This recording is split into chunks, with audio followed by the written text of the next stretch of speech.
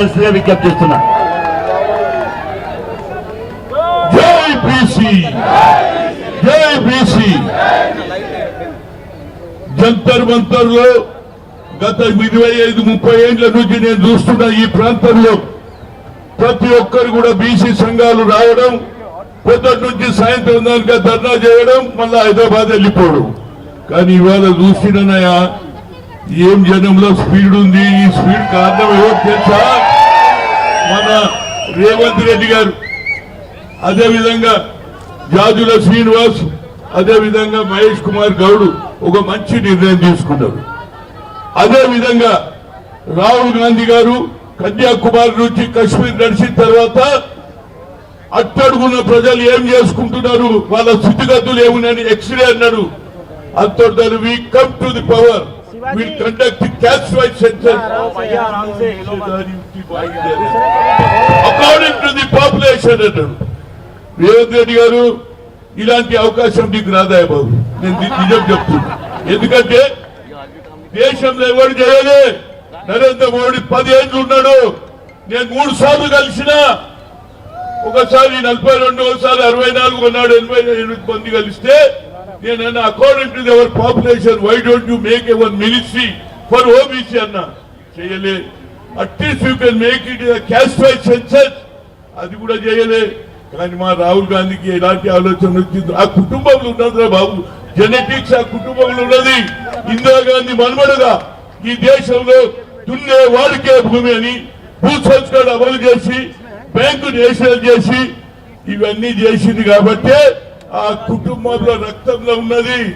రాహుల్ గాంధీ అన్నాడు, కన్యాకుమారి నుంచి కశ్మీర్ నడుస్తూ 4500 కిలోమీటర్లు నడిచిన తర్వాత ఆయనకు ఒక ఆలోచన ఉంది.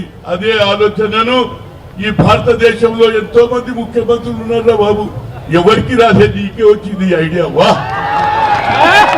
ఈ ఐడియా వచ్చింది ఇమీడియట్ గా. నేను 10 జిల్లాలు తిరుగుమన్నాడు ఆయనే.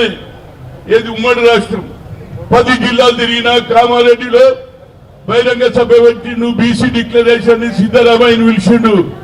అన్న ప్రకారం 42 ఇచ్చిన ఆయన. నేను పెంచు ఫ్యూచర్ గా పోతానన్న పోని బీసీ సప్లై కన్నా పెట్టు, చాలా తక్కువ ఉన్నది జనాభా ప్రకారం. నువ్వు అన్నవా లేదా? కామారెడ్డిలో పెంచుతాను, పెంచు. అదే విధంగా యావత్ భారతదేశంలో దిక్సూచి అయినాం. నువ్వు దయచేసి రేపు పార్లమెంట్ అసెంబ్లీ అయిపోయినాక దయచేసి కొన్ని రాష్ట్రాలలో పోవా, అది వాల్యూ పెరిగింది. అరే కబ్ దేఖ్నా రేవంత్ రెడ్డి పోయి ఆడ కూడా ఏది క్యాస్ట్ వైజ్ సెన్సస్ చేస్తే ఈ దేశంలో ఒక హిస్టరీలో పేరుండిపోతావు. కొందరు అంటారు అగ్ర కులాలలో బడుగు బలహీన గురించి ఆలోచన చేసే శక్తి ఉన్నదా లేదా? ఒక నాయకుడు ఊరికే రెడ్లను తింటాడే ఎందుకు తింటారు? అదే రెడ్లలో వచ్చాడు ఉన్నాడా లేదా? కనుక మనం అగ్ర కులాలు ఎప్పటికూ మనకు రావాల్సిన ఏదైతే ఉద్యోగాలలో, విద్యలో, అన్నిట్లో, అదేవిధంగా రేపు జరగబోయే లోకల్ బాడీ ఎన్నికల్లో కూడా మనకు పర్సెంటేజ్ తీసుకోవాలి. మా అక్కలు నవ్వుతా ఉన్నారు, ఇక వాళ్ళు సర్పంచ్ అయిపోతావు, మండల అధ్యక్షుడు అయిపోతారా లేదా? మరి ఇదంతా ఎవరు చేస్తున్నారు? రేవంత్ రెడ్డి చేస్తున్నాడు. రేవంత్ రెడ్డికి నేను ఒక్కటే చెప్తున్నా, ఇవాళ నీకు ఒక ఆపర్చునిటీ వచ్చింది. Why don't you tour all the state, let them as a OBC MPs convener గా నాకు యావత్ భారతదేశంలో పరిచయం ఉన్నది. కనుక ఎందుకు చెప్తున్నా అంటే ఇలాంటి అవకాశం ఉంది. ఎందుకంటే నరేంద్ర మోడీకి తెలియాలి వాట్ ఈజ్ రేవంత్ రెడ్డి.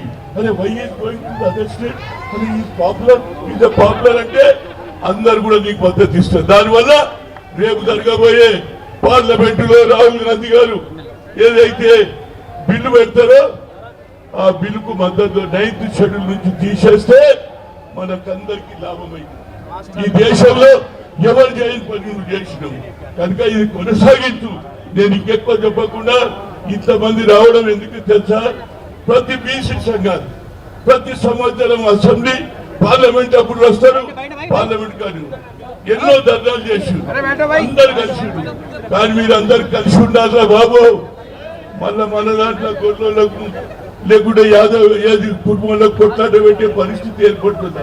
చాలా విషయాలు మనలో యూనిటీ ఉన్నదంటేనే రేవంత్ రెడ్డి 42% రిజర్వేషన్ చేస్తాడు.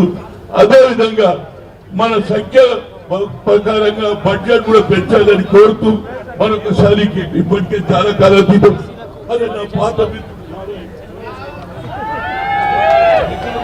నారాయణ స్టూడెంట్ అప్పటి నుంచి పరిచయం. ఆయన అప్పర్ క్లాస్ అయినా ప్రతి మీటింగ్ వచ్చి రైట్ అట్లనే ఇవాళ రేవంత్ రెడ్డి కూడా పనిచేస్తున్నాడు. ఆయనకు నా హృదయపూర్వక ధన్యవాదాలు.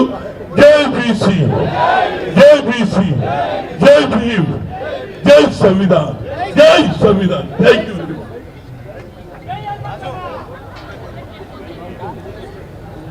థ్యాంక్ యూ అన్న, థ్యాంక్ యూ. ఇప్పుడు హనుమంతన్న గారికి ప్రత్యేకంగా ధన్యవాదాలు. మన బీసీల ఆడపడుచు, మన వరంగల్ సమ్మక్క సారలమ్మ వారసురాలు, దేవాదాయ ధర్మాదాయ శాఖ మంత్రివర్యులు